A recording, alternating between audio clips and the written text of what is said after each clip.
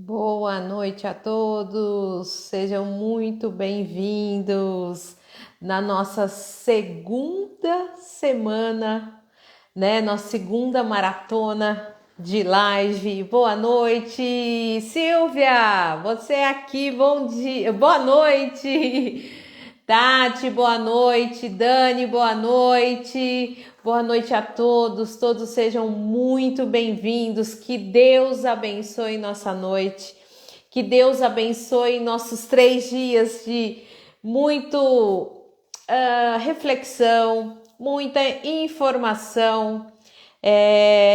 Quero agradecer a todas as pessoas que me mandaram recado hoje com a ansiedade dessa segunda semana de live que nós já fizemos, né? A primeira semana, que foi em outubro.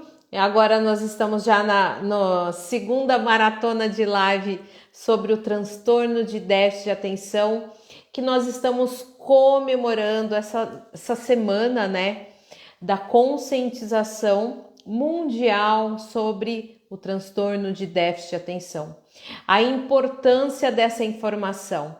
Então, pensando nessa semana, eu pensei em a gente abrir com uma mãe querida, uma profissional incrível, que conhece muito sobre transtorno de déficit de atenção, e para a gente ver esse lado da família, das conquistas, das dores, do enfrentamento, que é tão importante, que faz parte de toda essa equipe multidisciplinar que essa criança tanto precisa.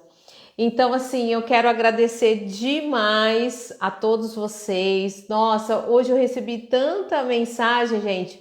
Eu fiquei tão feliz de tantas pessoas interessadas, preocupadas, né, em entender sobre o transtorno de déficit de atenção. Então, essa semana, né, esses 3 dias, nós vamos falar aqui à noite um pouquinho. A gente vai tentar colocar uma sementinha aí para vocês, que essa semente transborde, que ela floresça e vocês multipliquem tudo isso. Vamos ver, a Andréia vai hoje conversar aqui com a gente. Vamos ver se a Andréia está entrando. Cadê minha querida Andréia? Vamos lá, vou chamá-la. E a Andréia ainda não entrou. Então vamos lá. Ó, essa semana, todos os dias, tem alguns dias, né, que a gente vai falar um pouquinho mais cedo, mas sempre vai ser nesse horário, das 19 horas. Após essa live, a gente toma uma água e volta com a nossa psicóloga, querida Cíntia, que vamos falar dos aspectos emocionais e comportamentais sobre o transtorno de déficit de atenção. Essa noite vai ser esse tema. E vamos conversar também da importância, né, da gente pensar muito como remanejar, como cuidar dessas crianças no aspecto comportamental e emocional. E eu babando aqui. Outra coisa, no final desse dia a gente também vamos sortear esse e-book do projeto impresso. Eu tenho ele digital, gratuito. Quem tiver interesse no link da bio, eu tenho ele gratuitamente. Mas o impresso, né? Vou mandar de presente para alguém hoje, tá bom? Na nossa segunda live, a gente vai sortear, porque aqui tem um capítulo que a gente vai abordar hoje na live da Cíntia.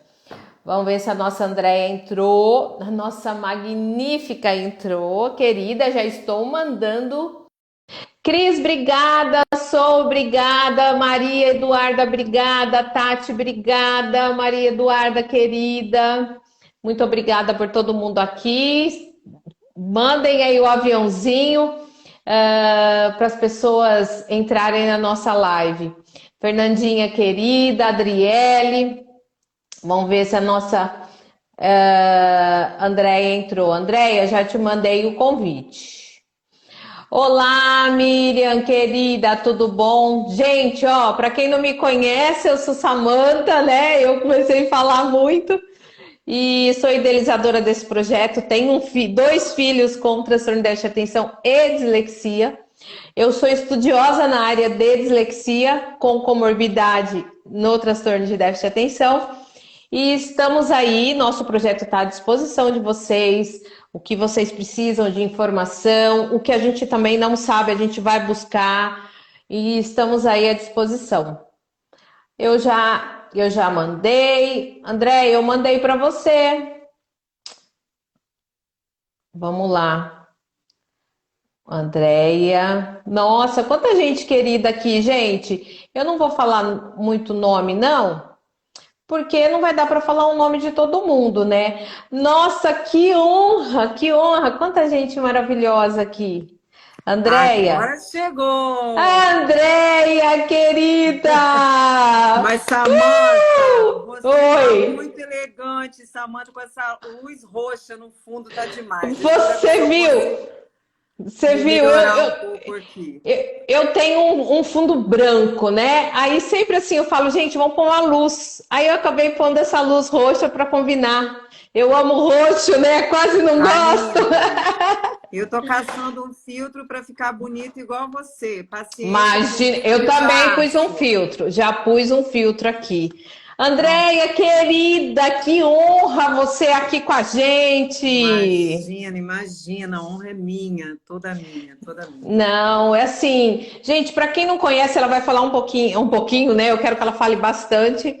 Mas André é uma querida, uma guerreira, que as mães, que os professores entendam qual é essa luta nossa, que não é um mimimi, que a gente está fundamentada, a gente estuda demais do que a gente fala, todas as nossas dores são reais. Então eu queria assim, eu tenho uma baita admiração pela Andrea, porque muita coisa que ela fala eu não tenho coragem de falar. Oh, meu E, Deus. e eu amo tudo que você faz, todo o encorajamento que você faz. Gente, ó, depois eu vou falar dele, que assim, é uma riqueza. Eu ainda não terminei de ler. Mas assim, eu já tô quase, porque eu tô no meio do. Eu falei do meu TCC, né? Então a gente fica enlouquecida, mãe, TCC, casa, né? Mas assim, muito obrigada, Andréia, de coração. Tenho uma enorme admiração por você, viu, Andréia? Samanta, primeiro eu quero falar assim sobre a importância que é esse evento. Eu sinto que a gente precisa de mais momentos como esse para a gente dialogar mais sobre o assunto, né? Porque às vezes parece que a gente sempre cai no mesmo ponto e como se a gente fosse um disco arranhado repetindo a mesma coisa, né? Mas eu pessoalmente acredito que são esses momentos aqui que vão criar condições de uma sensibilização para o assunto, sabe? Então eu quero agradecer o convite, quero dar boa noite a todo mundo que está chegando, todo mundo que já chegou. Eu tenho um filho de 10 anos chamado Daniel. O Daniel tem o diagnóstico inicial primário de TDAH combinado, com predominância em hiperatividade e desatenção. E tem também o diagnóstico de transtorno opositor desafiador, que já é uma outra história, mas que eu acho que em um momento oportuno, mais para frente, eu tenho certeza que alguém que vai conversar com você nessas lives durante essa semana vão abordar sobre as comorbidades, né, como que isso acaba potencializando, de certa forma, né, os sintomas do TDAH. Então, eu estou muito feliz.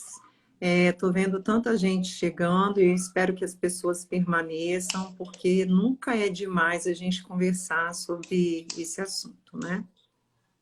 André, eu queria que você falasse um pouquinho como que o transtorno de déficit de atenção, como todo esse diagnóstico, né? Porque esse diagnóstico não é fechado, né? Eu gosto muito de falar. A cada dia a gente descobre algo desse diagnóstico, a cada dia é um percurso diferente, quanto dentro de casa, quanto na escola.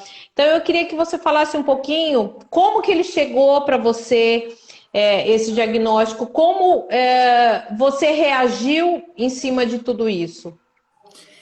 Na verdade, eu sou da educação também, né? Eu sou pedagoga, psicopedagoga, especialista em educação inclusiva e tenho também algumas formações, né, específicas em TDAH e transtornos do neurodesenvolvimento de forma geral. Então, eu, de certa forma, eu já havia vivenciado algumas experiências pessoais com esse diagnóstico com os meus alunos na ocasião, né? Porque eu atuei como regente de classe, né, como professora do ensino fundamental 1, e também como orientadora educacional, professora de projeto, coordenadora. Então, assim, eu tinha essa vivência, mas era algo muito distante, né? Porque o TDAH, na verdade, ele ficou um pouco mais destacado de uma década para cá, né? Antes disso, a gente tinha uma noção de que existia, mas de uma forma totalmente pejorativa e inadequada, né? Então, a gente aprendia sobre esse diagnóstico de uma forma totalmente equivocada, assim. E aí isso acabava impossibilitando que a gente tivesse algumas ações mais assertivas com essas crianças, né, dentro do espaço escolar. O meu filho, ele sempre manifestou características de uma criança com TDAH desde muito novo. E eu quero que a gente se atente ao que eu vou falar aqui, porque o Daniel ele começou a demonstrar alguns sintomas do TDAH antes de 2 anos de idade, tá? E a gente sabe que, como as crianças estão nessa fase do desenvolvimento, que elas têm um comportamento naturalmente um pouco mais agitado, não é possível, né, que se feche nenhum diagnóstico, principalmente antes da idade escolar, né? A gente já tem algumas diretrizes que falam que é possível, sim, diagnosticar antes dessa fase escolar, que vem aproximadamente lá pelos 6 anos, que é quando a criança começa nessa fase de alfabetização, de 5 para 6 anos. Mas ele sempre demonstrou um comportamento, principalmente a parte motora, muito latente, sabe? E isso começou a chamar muito a minha atenção. E houve uma situação em específico, eu relato isso no livro, né, para que as pessoas entendam. Eu fui levar o Daniel ao pronto-socorro, porque ele tinha uma bronquite recorrente, e quando nós chegamos no pronto-socorro, a médica simplesmente não conseguiu examinar o Daniel, porque ele não parava quieto, né? Então, uma criança que tinha um comportamento muito inquieto, que não conseguia se concentrar em nenhum tipo de brincadeira ou de brinquedo, né? Eu tinha uma rotatividade muito grande, com desenhos, com filmes, com tudo que você possa imaginar nessa fase, né? Então eu era mãe de primeira viagem e eu achava que aquilo ali era uma fase e que quando ele chegasse na idade escolar, tendo contato, né, com crianças da mesma idade, ele iria diminuir esses comportamentos que pareciam comportamentos de atenção e que aí tudo ficaria bem, né? Quando eu levei o Daniel nessa médica, no pronto-socorro, a médica, logo que eu estava saindo, porque foi um fracasso a consulta, a gente não conseguiu nenhum resultado, ela virou e gritou para mim, de lá onde ela estava sentada: seu filho tem TDAH. Mas ela falou de uma forma tão assim, tão agressiva, como se ela estivesse me insultando naquele momento. Eu não consegui, naquela ocasião, entender o peso daquela fala, porque eu não tinha realmente nenhum entendimento, né, do que se tratava. Mas eu voltei para casa com a pulga atrás da orelha. E aí eu comecei a lembrar dos meus alunos que tinham esse diagnóstico, né? Muitos adolescentes, pré-adolescentes laudados, crianças também, algumas. E aí eu falei, gente, eu acredito mesmo que o meu filho possa ter esse diagnóstico, né? E eu comecei a minha via crucis com os médicos para iniciar esse processo de investigação. E o impacto inicial foi de um não acolhimento em relação a isso. Eu falo muito também sobre a importância da humanização desse relacionamento, porque uma mãe que chega no consultório, né, acreditando que o seu filho possa ter essa condição, né, uma condição diferente das outras crianças, ela vai muito amedrontada. Mas eu já comecei a estudar muito antes de ir. Quando eu cheguei ao médico, ela falou: olha, eu não tenho dúvida que o diagnóstico do seu filho é TDAH, mas o meu filho tinha 3 anos, mais ou menos, na época, e ela falou: eu vou te receitar uma medicação, né? Porque você está me falando que ele realmente está começando a ter alguns prejuízos em casa, nas relações com as outras crianças, com os primos, né? E aí ela me deu uma receita de uma medicação e me mandou embora para casa. Ela não me deu nenhum tipo de orientação sobre esse tratamento ser um tratamento multimodal, multidisciplinar, que precisariam de outras investigações para fazer descarte também de alguma outra condição ou de algum tipo de patologia que poderia estar mascarando, né? Então, ela não me falou sobre diagnóstico diferencial, ela não considerou, por exemplo, que outras coisas poderiam estar acontecendo que não exatamente o TDAH.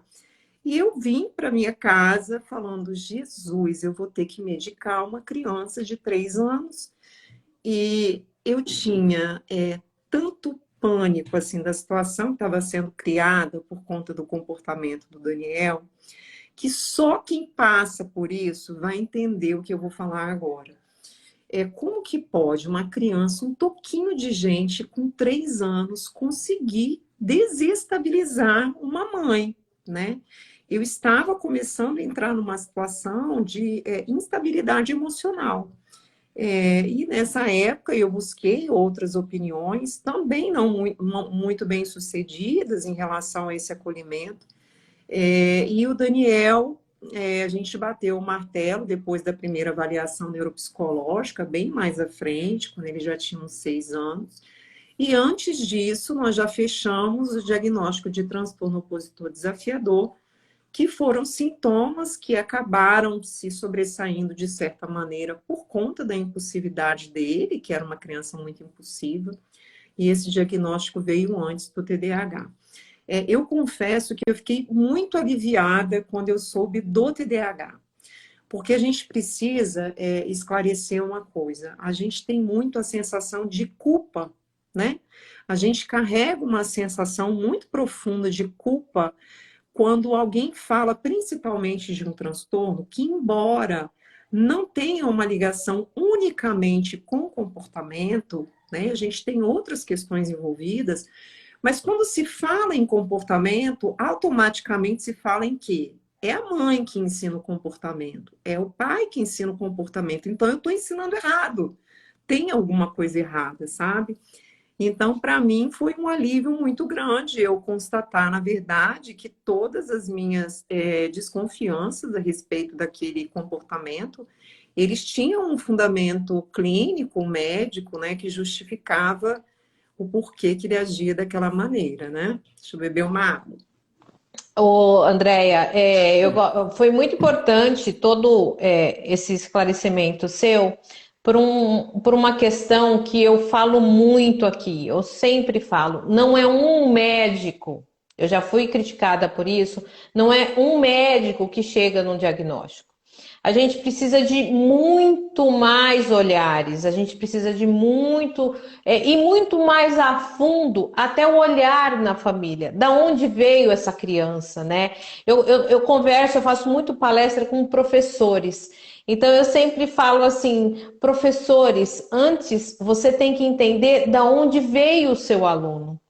Então, daí a gente vai na raiz, às vezes as dores, as dificuldades, o que você tem que ajudar essa criança tá lá da onde ela veio.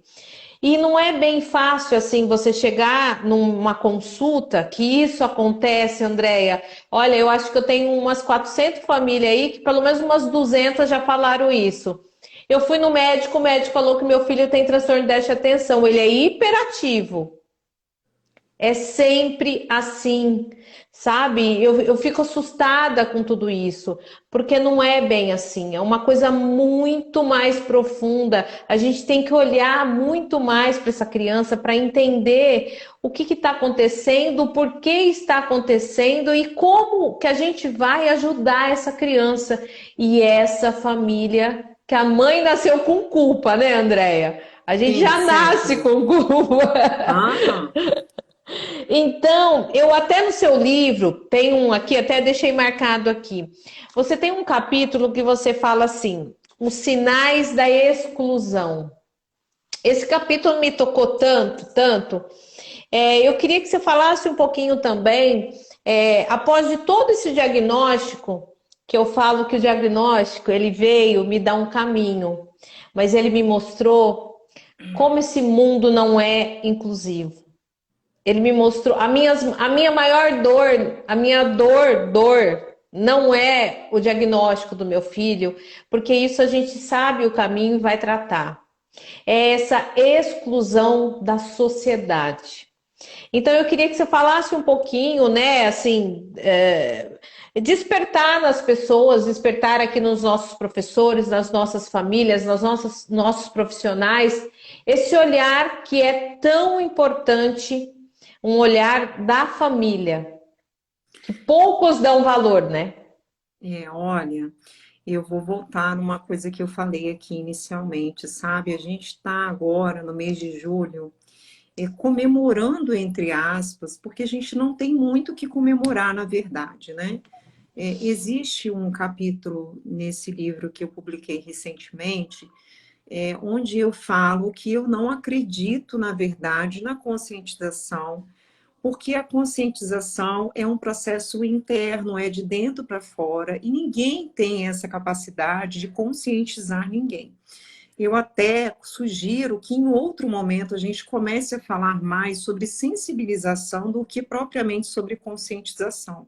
A gente só vai conseguir, de alguma maneira, criar um movimento de consciência coletiva quando as pessoas se sensibilizarem de alguma maneira para esse assunto, para essa temática. E é o trabalho que você, Samantha, faz aqui muito bem. Eu faço esse trabalho também, mas eu direciono os meus conteúdos, a produção dos meus conteúdos, com uma vivência pessoal muito próxima às pessoas que me acompanham, sabe? Eu tento, de alguma maneira, oferecer essa representatividade para que as pessoas entendam, opa, ela estuda, ela tem curso, ela fez isso, ela fez aquilo, mas ela também passa pela mesma situação que eu, né? É importante que a gente fale sobre isso. E quando a gente fala em inclusão, a gente tem que falar também sobre a questão do diagnóstico, que não é categorial, né? Quando a gente fala de qualquer tipo de transtorno mental, aqui a gente falando dos transtornos do transtorno, de um transtorno do neurodesenvolvimento, a gente sabe que a gente não tem um parâmetro muito claro para avaliar o diagnóstico dessa criança, nem os médicos, né? Então, isso acaba gerando uma situação de desconfiança. Será que essa criança tem mesmo alguma coisa? Porque toda criança é assim, né? Toda criança é agitada, toda criança não para quieta. Só que a gente, para falar de inclusão, a gente não pode deixar de falar sobre conhecimento, né? Por que que essas crianças sofrem tantas situações de exclusão, principalmente no ambiente escolar, que ali é uma terra fértil, né, para plantar e dar coisa boa e também para dar coisa ruim. E ali nesse ambiente, pela minha vivência pessoal e pelos atendimentos e direcionamentos que eu faço, é o ambiente onde mais existe esse fardo de exclusão com a criança. Porque se você não conhece aquilo com que você está lidando, você não consegue intervir, você não consegue identificar, você não consegue direcionar, você não consegue flexibilizar, você não consegue traçar nenhum tipo de estratégia que faça com que aquela criança mantenha a sua identidade. Então, assim, essa parte do meu livro, que fala sobre os sinais da exclusão, eu falo também, principalmente, dessa peja que vem de dentro da família, porque esse movimento de exclusão, ele também começa dentro do ambiente familiar. Justamente porque as pessoas ainda não têm conhecimento sobre o assunto e elas se deixam envolver por uma atmosfera de satisfação, de corresponder à expectativa do outro. Então, se a criança ela tem um desajuste de comportamento em algum momento, a pessoa olha para você, de repente ela nem está falando nada, é uma coisa muito implícita, né? Mas ela está cobrando que você dê ali ao seu filho o castigo que ele merece, que você faça a correção que ele merece naquele momento. E com isso a gente vai gerando esses rótulos, esses estigmas, e você, de alguma maneira, vai dando autoridade para que as pessoas também comecem a se portar dessa maneira com seu filho. Então, a necessidade da gente falar sempre sobre a busca pelo conhecimento para que a gente consiga enxergar essa criança à frente do diagnóstico, sabe? Porque muita gente fala assim, a criança por trás do diagnóstico. Não, não existe a criança por trás do diagnóstico. Existe o indivíduo e o diagnóstico. Uma coisa é o indivíduo, outra coisa é o diagnóstico. E se a gente não consegue separar isso, principalmente quando a gente recebe esse diagnóstico, a vida tende a ser um pequeno inferno, tá? E você acaba, de certa maneira, propagando. Por quê? O seu filho é a criança que não para quieta. Menino, para quieto. Menino, não sobe ali. Menino, não faz isso. Então, você fica com uma obsessão com o comportamento da criança. Justamente porque você não tem um entendimento que todos aqueles sintomas, todas aquelas características têm relação com imaturidade cognitiva, com funções executivas, que é o que a gente precisa para realizar as coisas mais simples, até as coisas mais difíceis do nosso dia. E a gente tem uma tendência natural de exigir da criança aquilo que a gente não consegue oferecer. Então, imagina como que isso é difícil dentro do seio familiar, né, ali, com a família, e isso acaba extrapolando para fora desse ambiente. Daqui a pouquinho o seu vizinho entende que seu filho é criança perturbada, e ele vai entrar na escola e ele vai chegar lá com esse rótulo também, porque você vai falar, olha, meu filho ele é meio agitado, ele não, né? Então você leva o rótulo para a escola de certa maneira, sabe? E a gente precisa muito fazer essa autoavaliação, porque, igual eu falei antes, Samantha, quando a gente fala de culpa, as pessoas têm uma dificuldade em parar e pensar assim, opa, eu posso estar errando, sim, em algum momento, né? O comportamento que eu ensino para o meu filho não foi exatamente o que fez com que ele tivesse esse diagnóstico, mas certamente no direcionamento do tratamento, os pais, eles são o fio condutor, né? Eles que vão ditar o ritmo da banda. Então, se você não tem conhecimento do porquê o seu filho age daquela maneira, realmente vai ser uma situação bem difícil.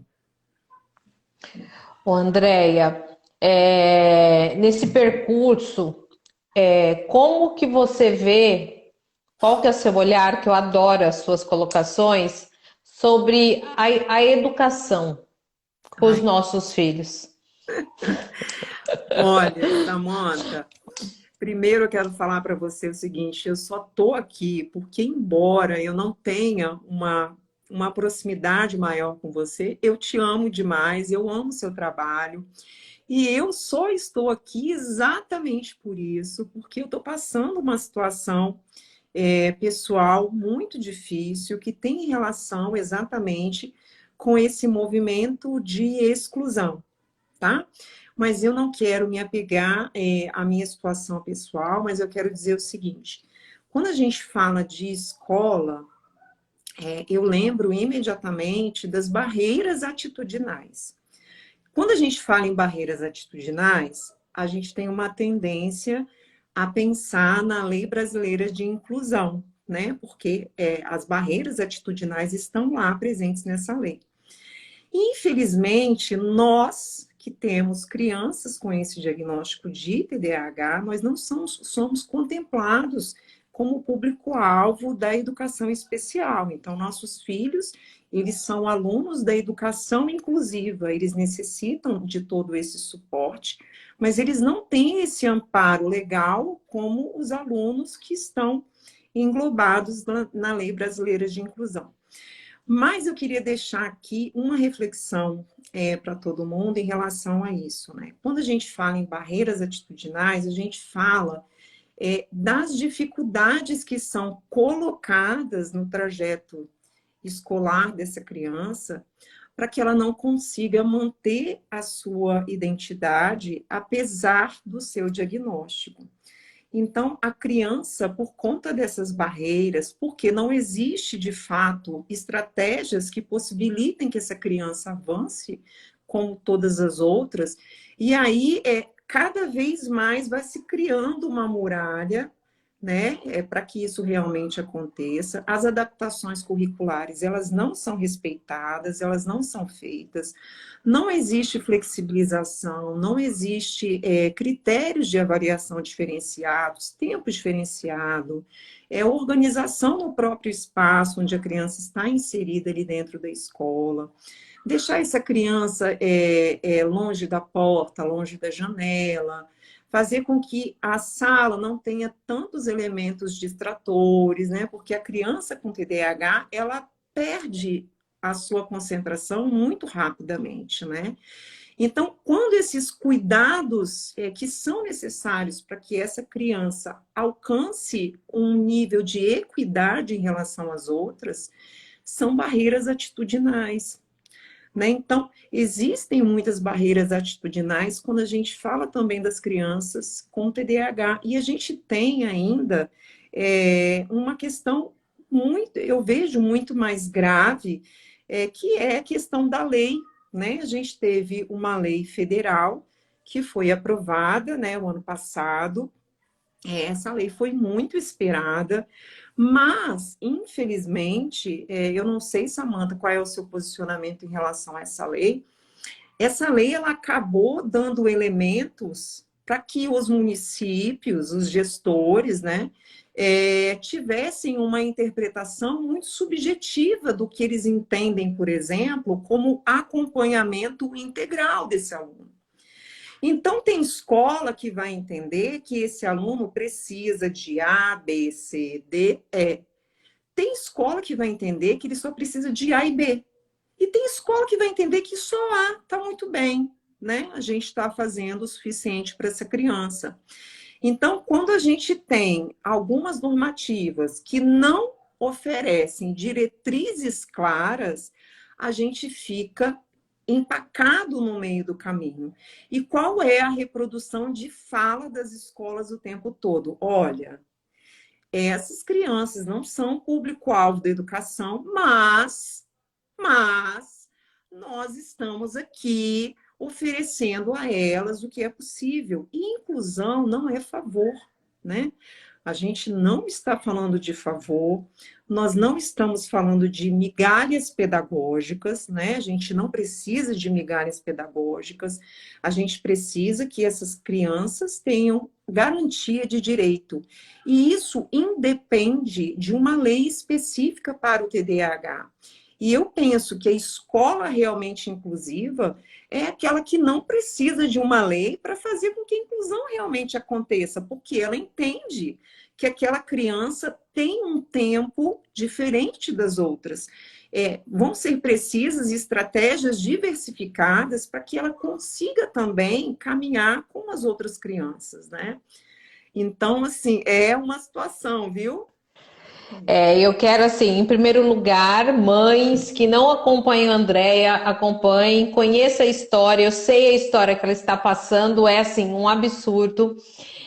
Mas eu me pego também, eu também sou uma mãe, eu estou procurando a busca do ensino médio para o meu filho, portas todas fechadas, porque meu filho, ele não é competitivo para estar num banner que passou em primeiro lugar numa federal. Já escutei isso. Meu filho precisa ser isso, uma diretora de escola. Eu recebo seu filho para o colegial se você medicar ele. Então, é cada absurdo. Eu sei, eu sou professora, eu sou formada, eu amo a educação. Eu tô do lado do professor, que o professor é transformador.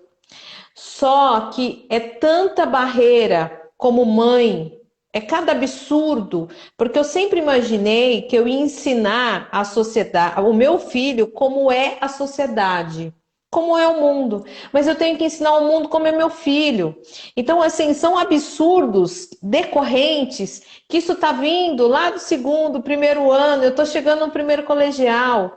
E no meio disso, gente, a gente tem uma coisa, um ser humano que ele vai ser um adulto, que ele precisa entender que ele é capaz porque ele é capaz.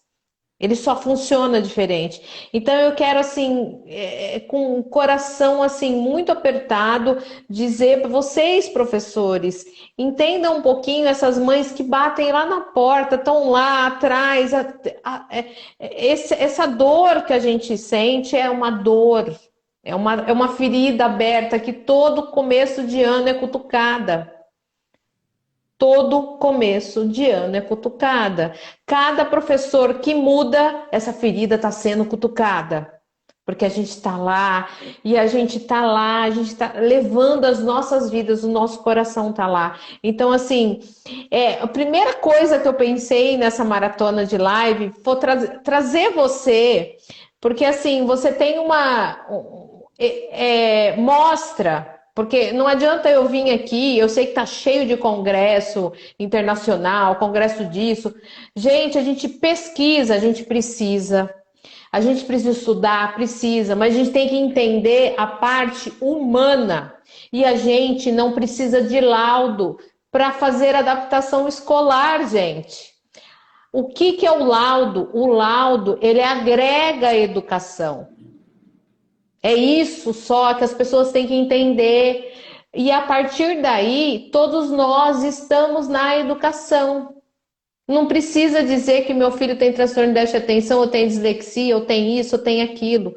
Claro, o laudo é importante, a parte da saúde, trazer todas as informações para a escola agrega demais, abre horizontes. Mas a gente sabe que nesse mundão a minoria tem diagnóstico porque é muito caro para chegar no diagnóstico. Então, nós temos uma nota técnica, norma técnica 04/2014, gravem, imprimam, põe embaixo do braço, mostra para todo mundo, vai em todo lugar. Não precisa de laudo para fazer adaptação. E não é um favor, essa lei, ó, tá, essa norma técnica tá desde 2014, fora que a gente tá cheio de lei aí, né? Muitas, muitas. Mas você sabe que você falando agora da nota técnica, eu lembrei, eu tenho uma parte no livro que eu reservo só para falar em relação às leis, porque eu acredito também que esse movimento em busca da inclusão, ele deve começar primeiro nas famílias, né? Porque a gente vai se deparar, por exemplo, com muitas situações que se você não estiver realmente imbuída do intuito de falar, olha, não, eu sei do que eu estou falando, né? Eu sei porque eu estou falando que meu filho precisa disso. Ele precisa por isso, por isso, por isso e por isso. Então, essa dificuldade que as pessoas têm de entender que elas precisam estudar. Não existe outro caminho para você obter conhecimento. Você não vai adquirir esse conhecimento por osmose, né? Você não vai encostar no livro, o livro vai entrar na sua cabeça, vai tomar seu corpo, porque a gente sabe que a gente precisa de um tempo para se dedicar, para estudar sobre o diagnóstico. E isso é muito difícil. Por quê? Porque nós estamos acostumados com respostas muito instantâneas, a gente quer resultados muito instantâneos, né? E quando você cria essa expectativa, que é uma situação que você vai fazer um curso, uma mentoria, e ali vai surgir o resultado, você vai acabar se frustrando, porque cada realidade deve ser respeitada, né? Então, o meu histórico familiar é um, a minha realidade social é uma, da Samantha é outra, da Lucileide que está assistindo é outra, da Paola é outra, e assim por diante. E o que vai funcionar para a Samantha pode não funcionar comigo, entende? Então, é a gente tirar esse rótulo também que a gente pode colocar essas crianças com esse diagnóstico todas em uma mesma caixa, porque a gente não pode, entende? E se a gente não consegue ter esse olhar, a gente vai ter dificuldade.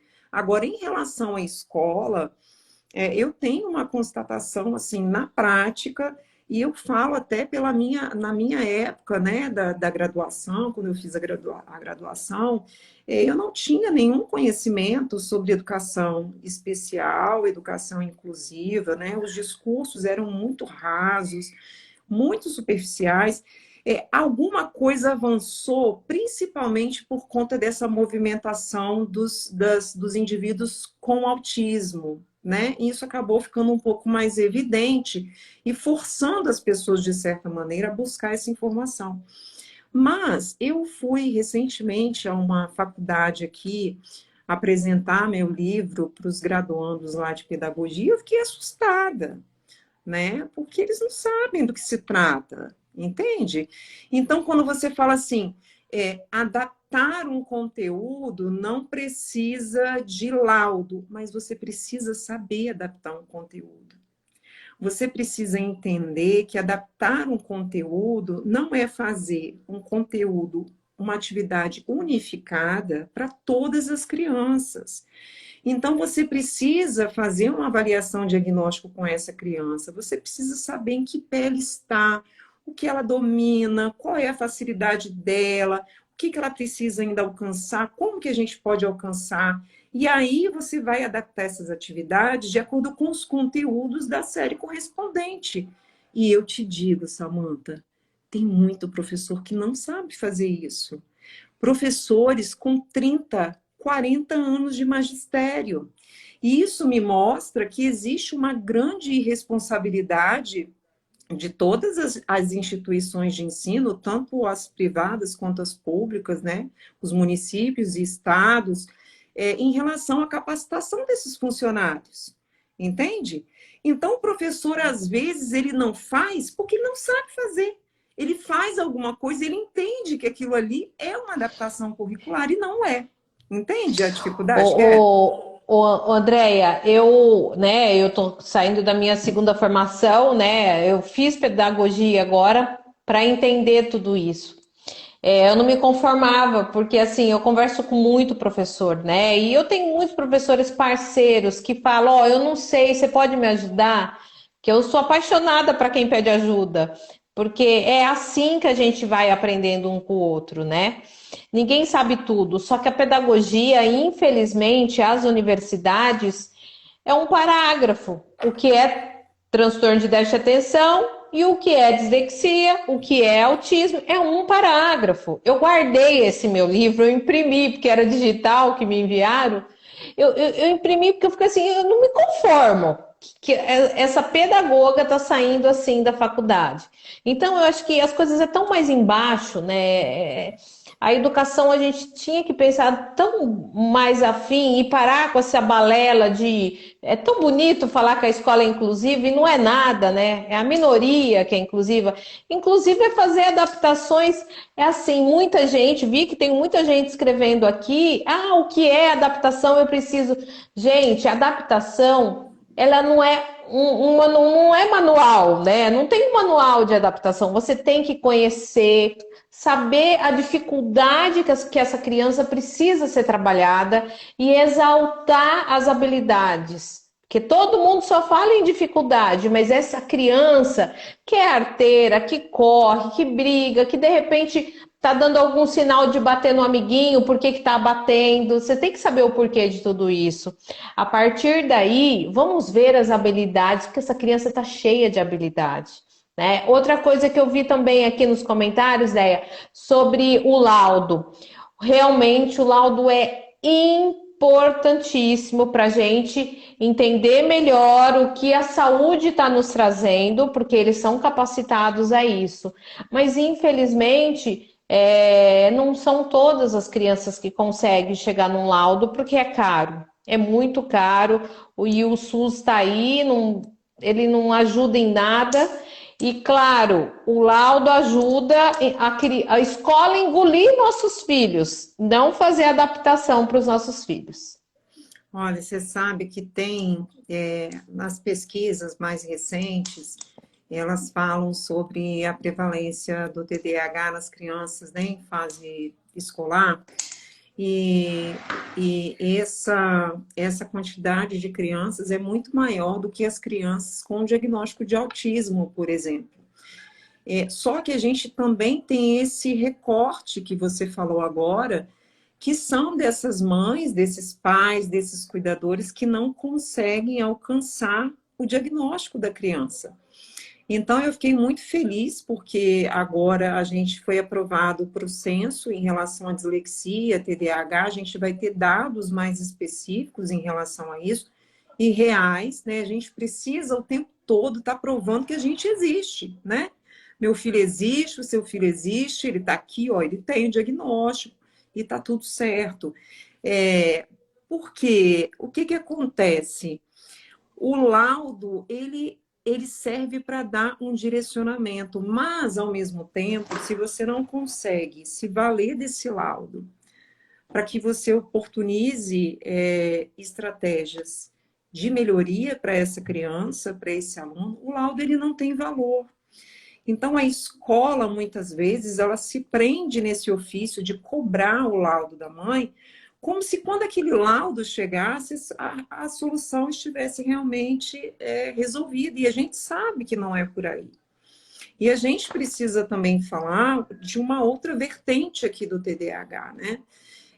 Quando a criança tem o diagnóstico de TDAH, eu acredito que as pessoas que te acompanham aqui, as que me acompanham sabem disso, né? Quando a gente fala sobre as predominâncias, sobre os sintomas que acabam prevalecendo e aí acabam gerando uma predominância. Então, a criança com TDAH, ela pode ser desatenta, impulsiva e hiperativa, ou então pode ser a junção catastrófica dos dois, que é a desatenção e O a combo. hiperatividade, o combo completo. E a hiperatividade com a impulsividade. Quando a criança ela é predominantemente desatenta, essa criança eu acho que é a que mais sofre na escola.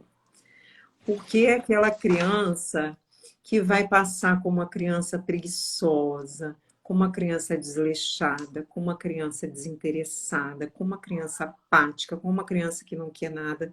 E essa criança ela vai tendo a sua autoestima minada lentamente, anos e anos a fio, até que alguém consiga se atentar que essa criança pode ter, por exemplo, um distúrbio de aprendizagem, como uma dislexia, ou até mesmo TDAH. E até isso acontecer, essa criança ela está ali sofrendo horrores, sem condições de avançar. E essas crianças têm uma autoestima muito baixa por conta desses apontamentos constantes. E, novamente, eu falo que se você não tem o conhecimento, você não consegue intervir. Então, você não consegue intervir quando você não entende, por exemplo, que uma criança hiperativa e impulsiva, ela não vai conseguir ficar sentada por muito tempo. E você vai precisar viabilizar alguns momentos para essa criança dar vazão àquela hiperatividade motora, sem entender que isso é uma forma de beneficiar a criança ou de facilitar a vida da criança. E isso só acontece quando você tem o conhecimento. E é isso que falta dentro das escolas. Sem contar as crianças que têm esse diagnóstico de TDAH e têm também comportamentos de disrupção. Então, muitas crianças com TDAH vão ser as crianças ou só desatentas, ou só as crianças que vão pintar e bordar, que vão se movimentar o tempo todo. Mas tem também uma parte dessas crianças que vão ter comportamentos agressivos por conta da característica de impulsividade. E essa é a dificuldade maior dentro das escolas. Quando a criança tem uma desregulação emocional por conta dessa impulsividade, aí mesmo que a inclusão não consegue acontecer. Porque você não consegue intervir antecipadamente, você não consegue prevenir que aquela situação aconteça, você não consegue manejar nenhum tipo de comportamento e essa criança vai tendo a sua vida lentamente minada por apontamentos constantemente, né? Verdade, ideia. Nosso tempo assim tá meio acabando, Ah, não mas eu queria, acredito! eu queria que você falasse. Não, a gente vai fazer a dois, três. Aqui é assim, né? Eu queria que você falasse também que tem no capítulo um capítulo sobre não desistir. Olha, Eu já sei tudo, mas olha, gente, não é fácil.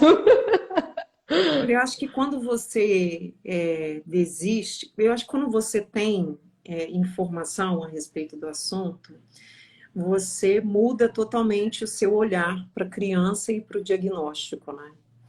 Então, hoje eu sou muito intolerante com pessoas que tentam regular as crianças a todo momento, né? Um dia desse eu estava no CAPSI, e aí duas mães de duas crianças, uma autista oralizada, uma não oralizada, com TDAH, o menino ia para lá, ia para cá, e a mãe, numa agonia com aquela criança, e o menino não dava um passo, menino, bota aqui, menino, bota aqui.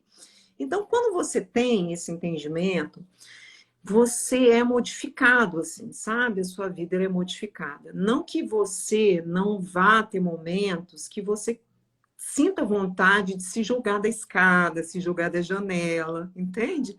Você vai passar por isso, né? O fato de você entender sobre o assunto não tira em nenhum momento os maus momentos que você vai vivenciar nessa trajetória. Mas você não consegue desistir, sabe? Você não consegue desistir porque você sabe pelo que você está lutando, sabe? Você sabe que o seu propósito, ele não é só relacionado ao seu filho. Você sabe que a sua atitude, que parece individual, ela tem um objetivo coletivo. A gente sabe que a gente está entrando numa mata e ceifando o mato por algumas pessoas, entende? Então a gente não consegue desistir, e a mensagem que eu quero deixar para vocês é que vocês estudem, é que vocês se capacitem. Eu falo no livro que eu estou vendo um futuro muito próximo, onde nossos filhos vão ter mães especialistas, né, como já tem, se fortaleçam e busquem principalmente ajuda para vocês, né? Não existe possibilidade de você lidar com o diagnóstico que ele vai acabar gerando situações que vão muito além do diagnóstico do seu filho, dos sintomas ali do seu filho, né? São situações sociais, são recortes sociais, são desistências institucionais, emocionais, é uma morte emocional que você pode vivenciar se você não estiver fortalecido no seu objetivo. Não desistam. Mas é mesmo, a gente tem que se cuidar. Tem momentos que eu tô na montanha russa, eu estava passando por um período, é por isso que eu dei uma sumidinha aqui do Instagram, né? Porque sempre faço uma live por semana, eu dei um mês para mim, porque eu estava precisando, né, nesse percurso de procurar ensino médio, eu tive que reviver muitos nãos, então eu tive que, antes de qualquer coisa, cuidar de mim, né, para realmente estar bem estruturada para continuar. E é assim, a gente pega aqui, uma liga para outra, uma chora aqui, outra chora ali, e tá tudo certo. Isso acontece, gente. Acontece e vamos à luta. Deia, tem um monte de gente perguntando do livro. Ó, eu tenho, ó, que linda! Menina, Me fala onde o pessoal acha. olha, gente, o primeiro passo é vocês desculparem essa autora relapsa, porque eu fiz uma quantidade bem boa de livros e ele esgotou muito rapidamente, tanto na Amazon quanto na compra direta comigo, na venda direta comigo. E aí agora eu já fiz um novo pedido de uma nova tiragem, que vai continuar sendo a primeira edição ainda, porque eu não vou fazer alterações no texto agora, mas eu preciso, porque eu já tenho elementos suficientes para fazer uma segunda edição. E aí, entra lá no meu Instagram, @mãe de Todd TDAH, lá na bio, onde tem aquela identificação da pessoa, do perfil, vai ter um linkzinho em azul, que é um grupo de pré-venda do WhatsApp. Então, a previsão do livro chegar vai ser no início de agosto, dia 1º até o dia 4, mais ou menos. E aí eu vou liberar antes para essas pessoas ali no grupo o link para venda, tá? E aí eu não garanto, vai ser um salve-se quem puder, porque eu fico assim, desacreditada se eu faço uma quantidade muito maior, de 2.000 livros, né? Mas a gente vai testando.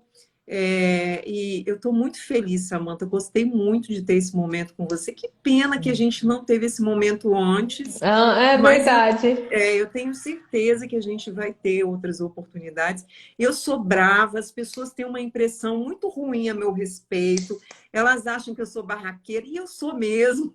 Mas eu sou para assuntos que são importantes, que precisam ser falados abertamente. Mas eu estou muito feliz com o convite, viu, querida? Gostei Não, muito. imagina, eu assim, eu não vejo você brava, eu vejo você justa e inconformada, né? Com tudo isso que acontece. Então, e é real, não é você, você não tá sozinha, porque tem um monte também. Mas o bom é que alguém tem dá voz para nós, né? É o que eu falo muitas vezes. Eu quero ligar aqui e eu respiro, espero um pouco, porque de repente isso também às vezes vai gerar mais mal para mim E do que para o você outro que está fez. certíssima. A errada sou eu, Não, você tá. que sou uma taurina totalmente desregulada emocionalmente. Eu vou e falo. Quando eu vi, eu já falei. Impossível, Tá impossível. ótimo, mas aí você me representa. Uhum. Porque você nunca sofre o que eu sofro, porque eu guardo. Quando a gente não guarda, a É gente não verdade, sofre. é verdade. Ó, muito obrigada. Que Deus abençoe você, a sua trajetória. Eu tô aí. Vamos marcar mais, tricotar mais. Vamos Vamos sim. pensar em algum projeto aí que a gente desenvolva aí para nossas professores e Vamos. mães. Agora a gente vai eu vou beber uma água.